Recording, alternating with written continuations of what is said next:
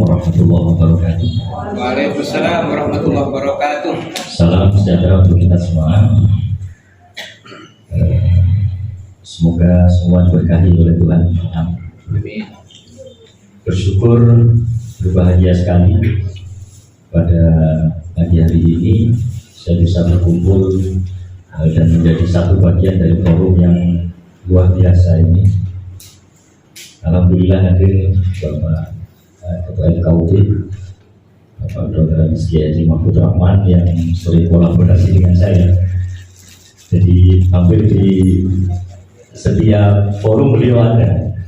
Juga banyak hadir tokoh-tokoh masyarakat dan tokoh-tokoh lintas agama dalam forum ini. Ketua LDI, Ketua MUI, kemudian Haji Saleh, Ketua Muhammadiyah juga hadir, pengurus MUI dan banyak yang kemudian menjadikan forum ini sebagai forum yang sangat istimewa menurut saya. Mudah-mudahan kita mengambil banyak hal positif dalam forum seperti ini. Salam mudah-mudahan tetap atas Rasulullah Muhammad SAW. Bapak Ibu, bicara tentang moderasi beragama ini adalah bicara tentang komitmen. Di dalam agama itu yang saya ketahui bahwa yang dihormati oleh Tuhan itu adalah komitmen.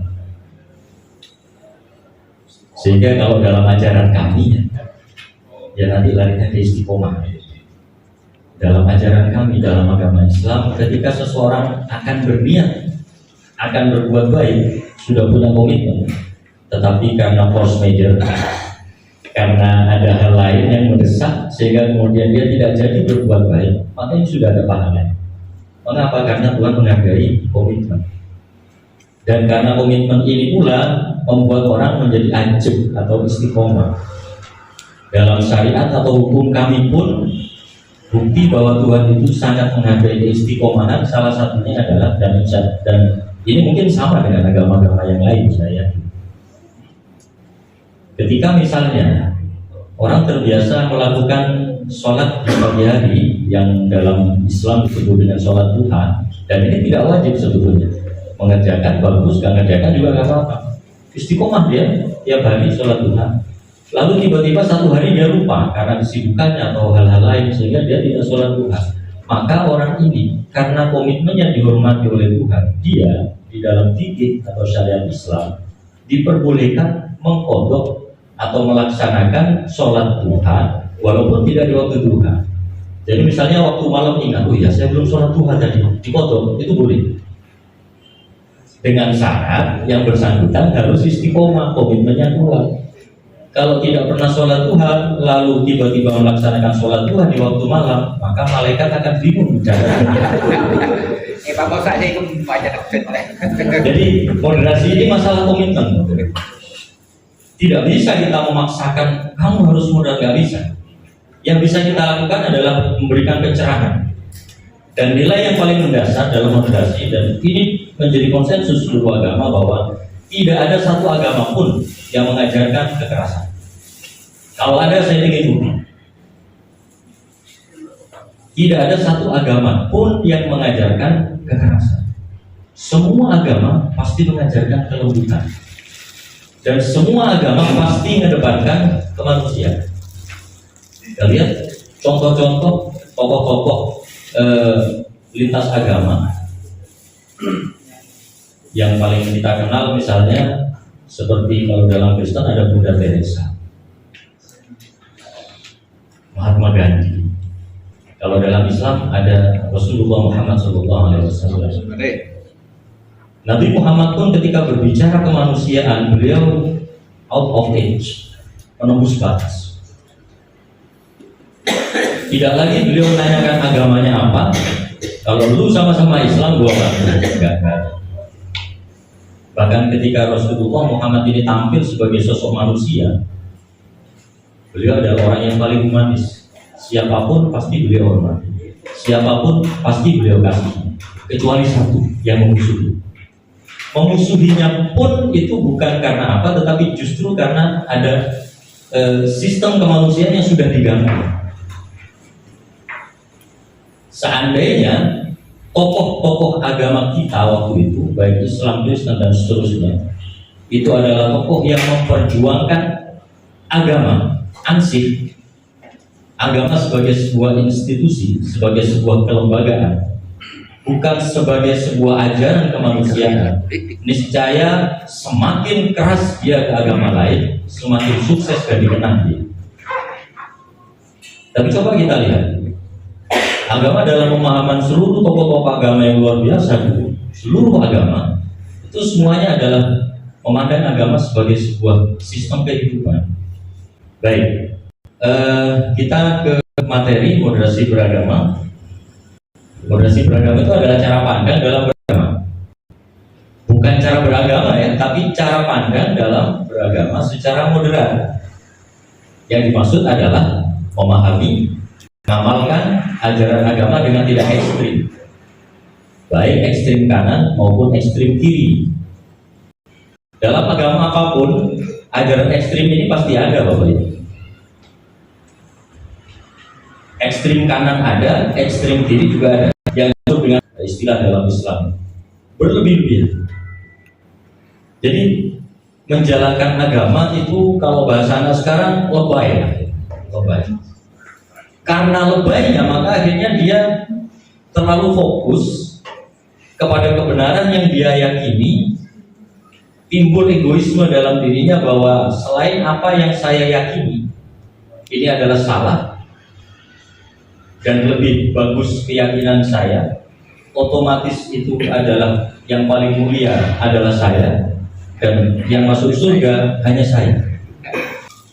Ada ekstrem kiri yang sebaliknya.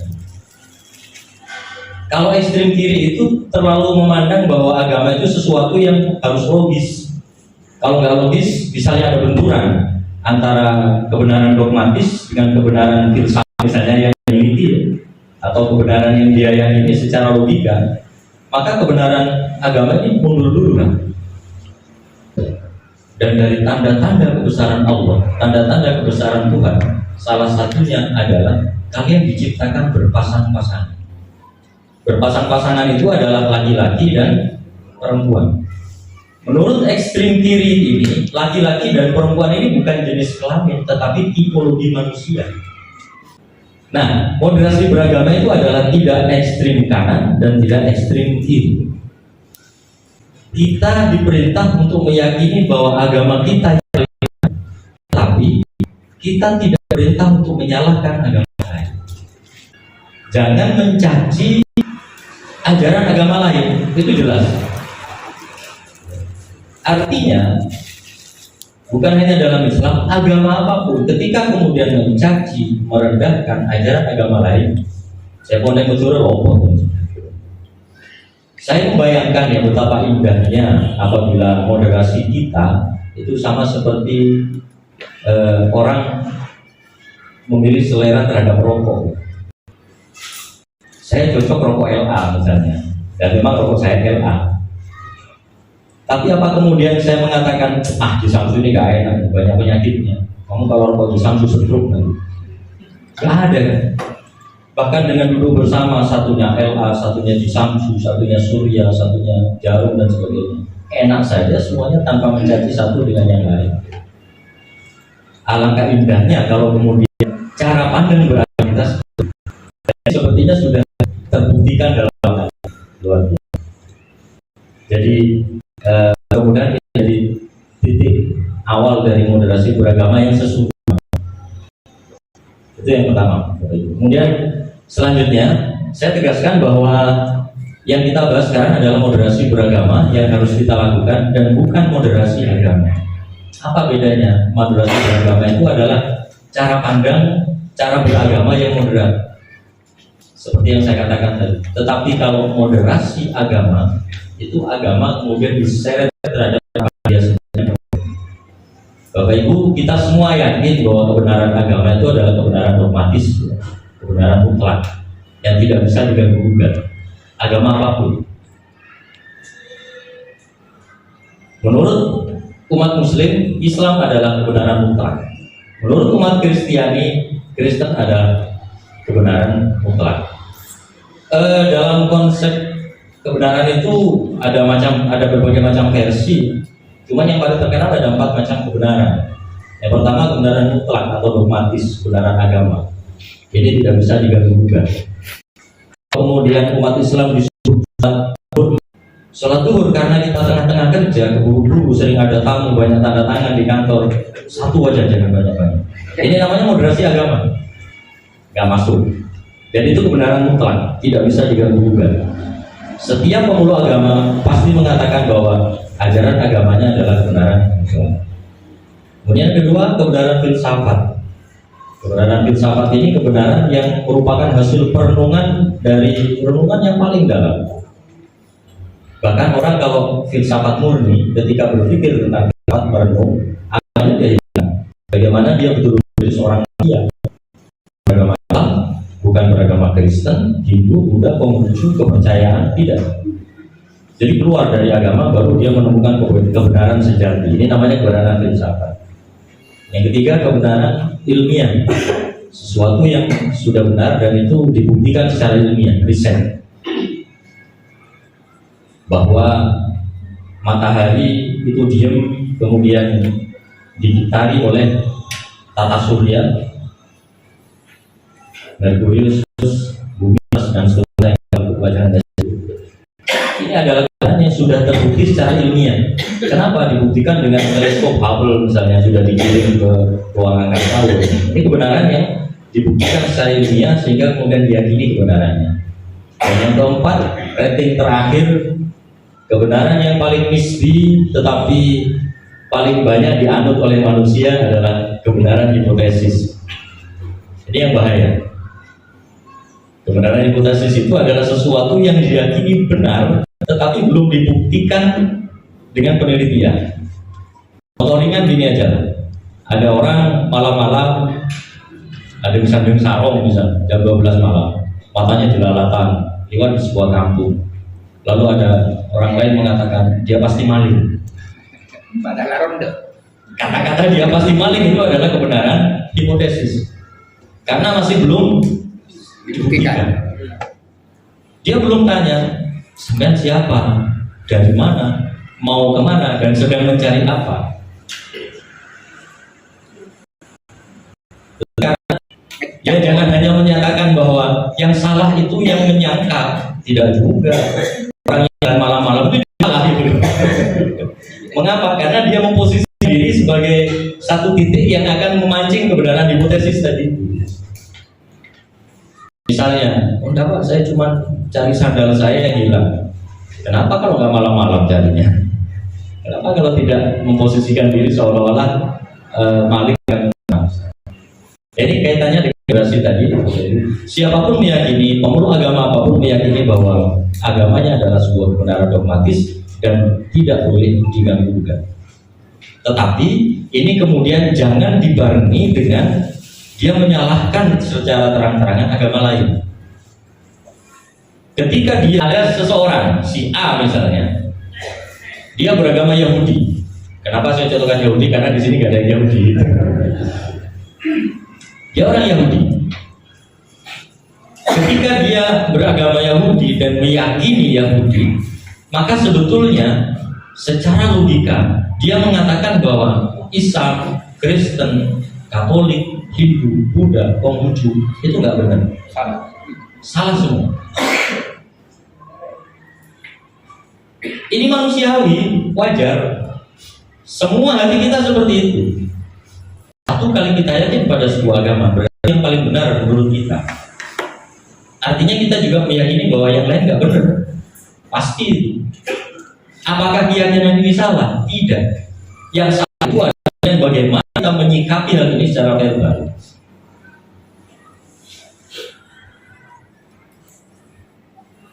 Kalau kemudian kita menganggap agama lain tidak benar, kemudian kita mengucapkan kamu itu nggak benar, nggak mungkin masuk surga, kemudian sampai memprovokasi, memaksa-maksa, ini agak benar.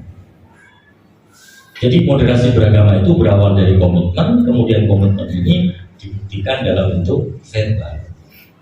Kita meyakini kalau dalam konsep Islam, nggak boleh ada pemaksaan di dalam agama. Kalau kemudian ada yang maksa-maksa, sampai pada kekerasan, sampai tindakan provokatif. Dan ini berarti bukan beragama yang sesungguhnya. Selanjutnya, ini tadi sudah sekilas dibahas oleh Pak Ustaz Dr. Ahmad Siddiq tentang tantangan moderasi beragama di Indonesia. Yang pertama, ini tantangan moderasi berarti tantangan untuk kita atau FKUB, untuk semua insan di Indonesia. Pertama, menguatnya radikalisme agama, tekstual, kemudian kebenaran tunggal, lalu penolakan atas perbedaan. Ada sebuah, kemudian yang kedua, Indonesia adalah negara dengan beragam agama dan kepercayaan, juga madhab. Bapak Ibu sekalian, kalau nggak salah ya, sependek pengetahuan saya, Indonesia ini adalah satu-satunya negara yang aneka-agamanya sangat lengkap. Jadi satu ras berbagai bangsa, berbagai negara. Sementara Indonesia satu negara berbagai ras. Dari Aceh saja, orang Aceh dengan orang Jawa beda nggak? Fisiknya beda. Ke Kalimantan ada orang Dayak beda lagi. Sampai ke Papua, ketika dibandingkan orang Papua dengan orang Jawa, dengan orang Madura, rasnya beda. Tapi sama-sama Indonesia. Ini kita bicara fisik, belum bicara adat, belum bahasa, budaya. belum bicara bahasa. Sesama Madura saja, Bangkalan dengan Sumeneb jauh. Nah, kita bisa kumpul dalam satu ruangan ini, ada Islam, Kristen, Katolik, macam-macam. Diikat dengan satu kebinekaan, diikat dengan satu kesatuan NKRI, bisa aman seperti ini anugerah yang luar biasa. Kita buktikan bahwa beliau adalah orang yang sangat humanis. Mungkin ada yang pernah baca, tapi pernah baca Piagam Madinah. Tidak ada satu kata pun yang berbunyi Islam. Gak ada. Tidak ada satu kata pun dalam sekian puluh pasal itu yang berbunyi Islam, Yahudi, gak ada. Jadi semuanya murni manusia. Ini harus menghormati, ini harus saling menghormati. Kalau seperti ini maka harus seperti ini. Ini bukti bahwa sebetulnya tujuan utama dalam sebuah beragama itu adalah bagaimana terjadi harmonisasi antara hubungan satu manusia dan lainnya. Ya, kemudian ciri khas radikalisme agama yang harus kita hindari ya. Dan kalau ada gerakan seperti ini maka kita harus waspadai. Pertama, sebuah gerakan dihayati sebagai kewajiban agama, melawannya berarti melawan agama. Kemudian yang kedua, ketaatan pada pemimpin sebagai ketaatan pada Tuhan, melawannya berarti melawan Tuhan. Nah, pemimpin harus taati. Pemimpinnya kayak gimana? Tidak semua pemimpin taati. Kalau pemimpinan ternyata tidak loyal, tidak amanah, tidak bisa berikan teladan, jangan ditaati. Lalu apakah harus memberontak? Tidak. Ingatkan dengan cara-cara yang Bapak Ibu, yang kita semua yakini sebagai cara yang terbaik. Ini intinya dari tempat beragama. Ini percaya ke Tuhan, itu harusnya mempunyai daya dorong buat perilaku pada makhluk, bukan hanya pada sesamanya, tetapi pada semua sampai ke Tuhan, sampai ke Tuhan pun. Jadi orang kalau imannya, kepercayaannya kepada Tuhan itu benar, tidak ada yang error, maka semakin dia beriman, atau iman itu pasti berbanding lurus dengan moral. Semakin baik imannya, semakin baik moralnya. Kalau ada orang yang mengaku imannya baik, ritual keagamaannya baik, kalau yang Islam tiap hari ke masjid, bahkan nggak pulang-pulang dari masjid, karena istrinya marah-marah terus di rumah, atau umat Kristen nggak pulang-pulang di gereja, sampai ngapling bang, atau umat lain nggak pulang di ibadahnya, tapi di sisi lain dia menghasut kepada orang, keinginannya menghancurkan sama manusia yang besar. Percayalah bahwa ritual yang dia lakukan hanya untuk kepentingan status sosialnya saja, nggak nembus pada Tuhan. Karena logis, sangat logis, semakin baik iman seseorang maka akan semakin baik moral. Semakin tinggi spiritual seseorang akan semakin lembut hati. Semakin dalam wawasan seseorang akan semakin sulit dia menyerang orang lain. Makanya kalau tokoh-tokoh yang kawan, yang tokoh agama maupun itu kalau sudah tokoh yang beliau saja. Jadi semakin kita bisa toleransi, kita bisa memahami, berempati kepada orang lain, akan semakin damai hidup kita. Kalau hidup kita sudah damai, maka kedamaian ini akan menyentuh masyarakat sekitar kita. Dan kalau kedamaian semacam ini terus dikembangkan, maka Indonesia menjadi negara yang baik. Demikian, terima kasih, semoga bermanfaat.